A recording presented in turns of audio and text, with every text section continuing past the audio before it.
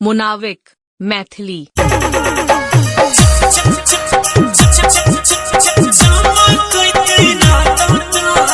Music by DJ विकास गौरव ठाकुर। गे रानी तारा तर पसीना तोरा देहिया से छुआत लागत जब दोपहर वाला धूप सुनै छी। तारा तर पसीना तोरा देहिया से छुआत लागत जब दोपहर वाला धूप। हेगे गरमी में डरमी पाउडर यूज करगे छौरी खिलत रहतो हरदम तोहर रूप।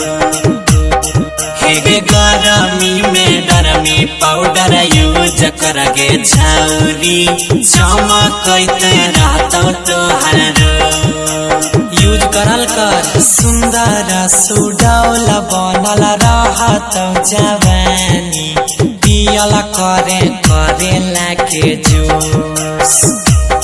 हेगे गरमी में डरमी पाउडर यूज करगे छौरी चमकत रहतो तोहर रूप। हेगे गरमी में डरमी पाउडर यूज करगे छौरी खिलत रहतो तोहर रूप। बुझै छी ने?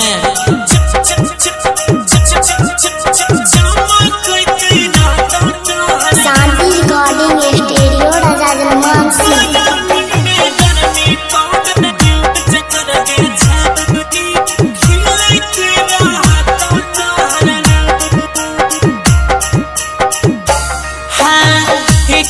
जवान छही चढ़ली छो जवानी हमारा कायदा यूज करे है तो ने परेशानी। जे कहै छियो सुन। एक त जवान छही चढ़ली छो जवानी हमारा कायदा यूज करे है तो ने परेशानी। छाव गदराइल यौवन तोहरा गोरे गोरे गलिया धन छाव तोहरा बरी गेयनु गे। छाव गदराइल यौवन तोहरा गोरे गोरे गलिया धन छाव तोहरा बरी गेयनु। हेगे गरमी में डरमी पाउडर यूज करगे छौरी चमकत रहतो हरदम तोहर रूप। हेगे गरमी में डरमी पाउडर यूज करगे छौरी खिलत रहतो तोहर रूप। मान ले बात हमर।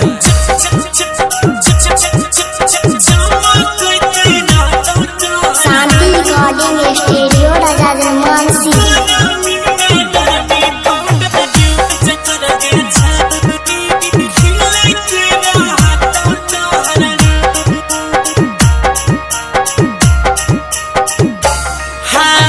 जेठ के दुपहरी अइलै लेके चले दुपट्टा मुहवा हरदम झाँप के रही है लागत नहीं घाटा कभी नहीं उघारिए। जेठ के दुपहरी अइलै लेके चले दुपट्टा मुहवा हरदम झाँप के रही है लागत नहीं घाटा। गौरव जैया मल्लिक राकेश के संगवा लै छही तू माजा छुपा छो। गोरे लाल सन्नियारो बादल के संगवा लै छही तू माजा छुपा छो। हेगे गरमी में डरमी पाउडर यूज करगे छौरी चमकत रहतो हरदम तोहर रूप। हेगे गरमी में डरमी पाउडर यूज करगे छौरी खिलत रहतो तोहर रूप।